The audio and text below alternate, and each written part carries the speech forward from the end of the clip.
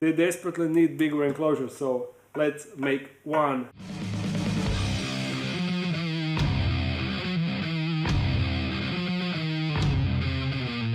So as you know, these, they are called jungle nymph, or the Latin name. Once I have all the enclosures set up in new space, I will have stickers, big stickers with Latin name, common name, location, everything. Everything will be written on each tank. Until then, bear with me. Heteropteryx dilatata, that is their Latin name. And if you remember, I got them from a subscriber. And at that time they were much smaller and they quickly grew and definitely outgrown this enclosure, so the rehouse is badly needed. And I can finally start working on this enclosure because again I got the other door cut, even though we had huge problems because apparently this plexiglass is not meant for laser cutting. So when laser cuts it, it also melts it and it reconnects again. Some parts are connected, some parts aren't, so it was really messy job, but somehow now it's done and I can finally finish this enclosure. And you too will get brand new space. Okay. She's definitely excited for the new space. Totally not threatening me, just excited. She's so excited that she fell on her back. Alright.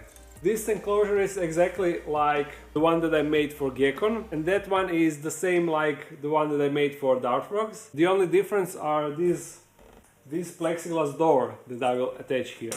When I made crested gecko enclosure and when I made that video, I wanted to show you the process, but because I still I wasn't sure if everything will be alright, I didn't record it, but now that thing will work and I will show you how I did that. And if you want to see how I got to this point, how I made the enclosure up to this point, check the poison dart frog build video. It is a vivarium build. I will link it here, so check it out and see all that good stuff. Now, this is glass, this is plexiglass. That is usually the problem, until I managed to find this glue from China. I will link it in the description, and this thing successfully connects glass to plexiglass, as I showed in Egyptian predatory beetles enclosure and also the crested gecko enclosure, even though I didn't show you the procedure. I used it and it works and everything holds for now. And now I will show you exactly how. Unfortunately I need to be standing. Actually I can probably tilt this. You will be able to see me.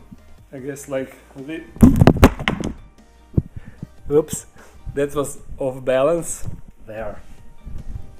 Now you can see me, and also from this angle you can see the enclosure. So I have door number 1 and door number 2. They go like that. Now the thing is, stop falling, everything is falling. You see, these doors are made from 2 parts. One part is the actual door and the other part is the other part with ventilation holes, and this part also connects to the actual enclosure, while doors aren't connected to the enclosure. They are connected with hinges with this part that is connected to the enclosure. Hopefully you understand what I'm trying to say. And that goes like this and then opens like this, straightforward and simple. Before I attach it, I need to put this small piece that goes here, so you just apply it to the material, take UV light, squeeze it and activate the glue with UV light. This glue isn't sticky and the only way to activate it is with this UV light. And you see, now it's holding. Magic! The China magic. And also it is good to use white paper because it reflects the UV, so it will cure faster. And that is about it. Strong bond, much strong, so forceful, so whatever. Now, of course, I need to apply the glue on this edge and also on this small piece that connects here.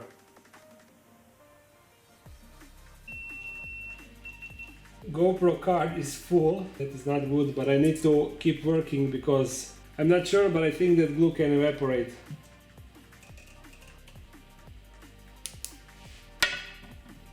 And let's activate it. Okay, now you can see it is holding, but I will still move this lamp inch by inch so I'm sure that everything is cured. So let me just quickly empty the SD card. And we are back in the business. So once again, the same thing, but hopefully this time the GoPro won't fail. And also this part.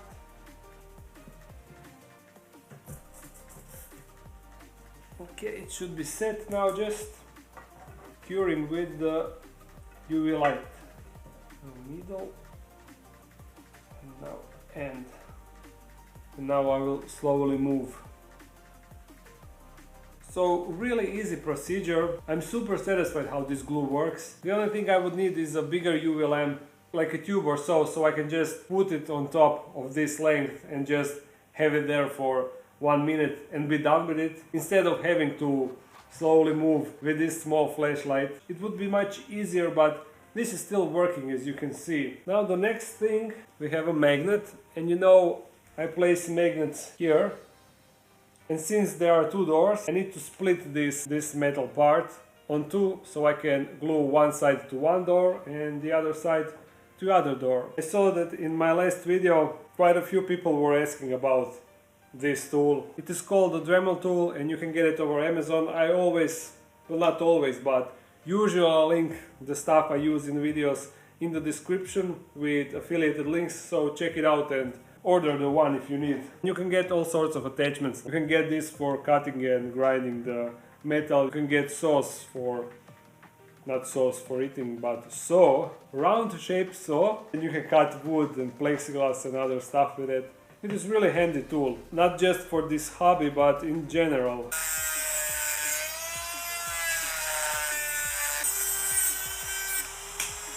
There we go. And be careful, the metal gets hot. First I will attach the plastic part and then I will attach the metal parts on the doors.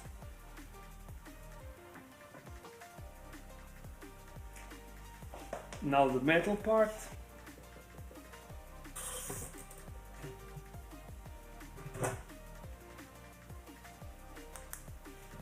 Now I hope I didn't get that on the plastic thing also. I kinda added a bit too much glue. We will see in the moment. It is fine. So that would be all the work with the doors, and the only thing that is left to do is to attach the mesh on the top lid.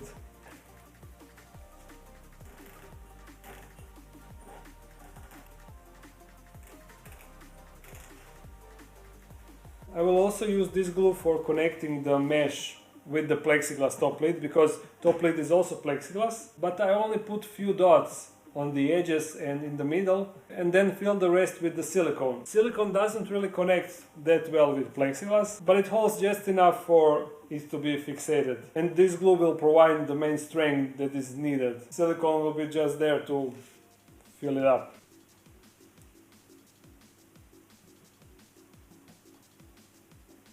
Oh, I have almost forgot. I have a letter, and we can actually open that and see from who it is while we wait for this to cure.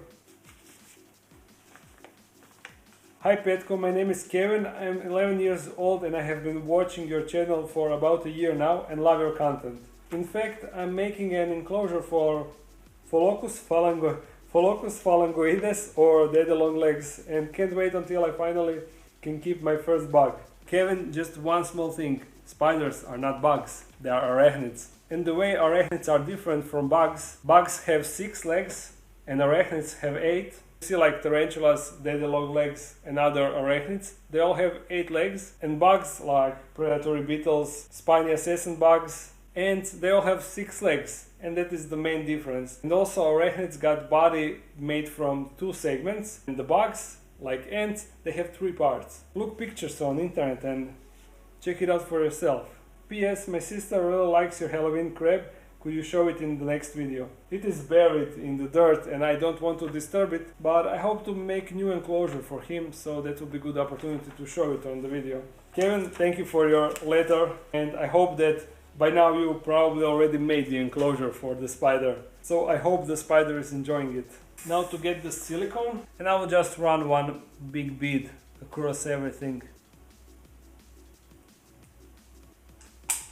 The enclosure is now finished, but before we can introduce the jungle nymphs, I will let it to sit for 1 day so all the fumes from chemicals that we used here evaporate and leave the enclosure. I'm not really sure how harmful they are for animals, so better to be safe than sorry. But for you it will just be a snap of a finger. Let's go! As you see, I already put this cork bark inside that I will use. I won't be setting it up now like for real, I just want to make it functional. And once spring arrives, I will buy the small plants that they eat and I will try to plant them inside and see if I can make them grow for them to have constant food supply, but then again at the same time to make sure that there is enough of plants inside so they keep growing. So for now this will just be a simple setup with cocoa fiber and cork bark, and also I will put like something so they have something additional to climb on, and I have some fresh blackberry that I can put inside. Where is my substrate? I think that I have barely enough for this tank. There is barely enough substrate. A bit bouncy, maybe I need some sort of rock to fix it. And 2 glasses of water for blackberry branches. There, just to make sure it doesn't move a lot. And I will add more substrate later on. Okay, now the blackberry branches, yes. And these blackberry branches are so annoying. They have a lot of thorns. The way those thorns are shaped, let me show you. Come on, let go. They are shaped like hooks and they just hook on everything. It just manages to catch on no matter what.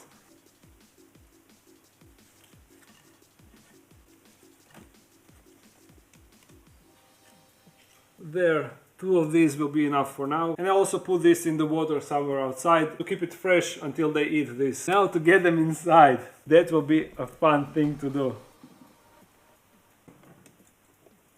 The female is on top lid, so hopefully I can just slide it.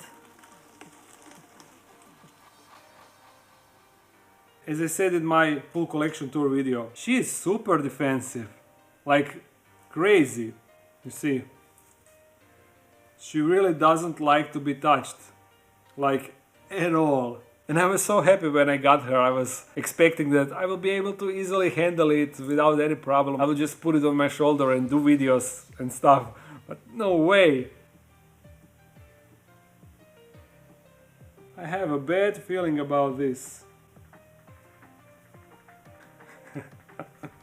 We managed to do it somehow, but look how big she is now. And you see, she had some issues with molting, and I believe that is because of the size of the enclosure. It was probably too small for her to mold properly, and that's why she got this. This wing is, like you see, not entirely stretched or what.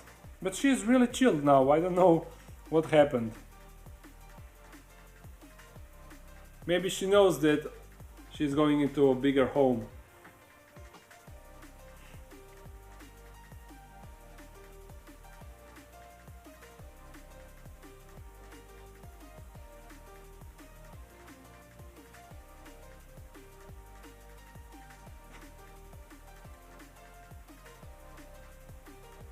We're cool.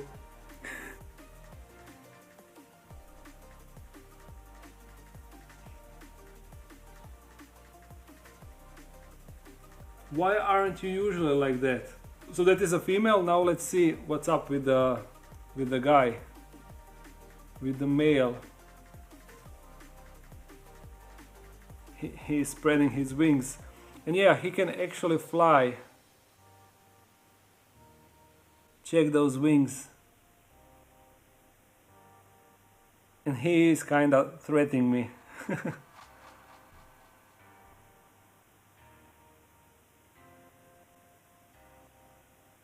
I guess he also does that to appear bigger, because when he spreads his wings like that, he definitely looks a bit bigger. That's what he's doing. Staring at me and just...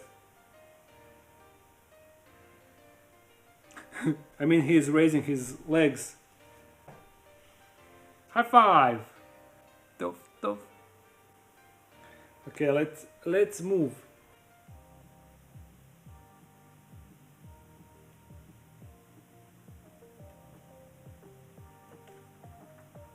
There we go. Let's get this out of the way. Here it is, the most basic setup you can get for these guys and girls. But yeah, generally you can't really see a lot of activity from them. They're usually just standing there. I can't even get a decent footage of them eating because they're always active when I'm not around. Probably at night, I'm not really sure. But other than that, they are super cool to have. You just need some decent amount of humidity inside your enclosure and constant supply of blackberry or raspberry leaves. So yeah, I guess they will just keep chilling. Let me mist the enclosure.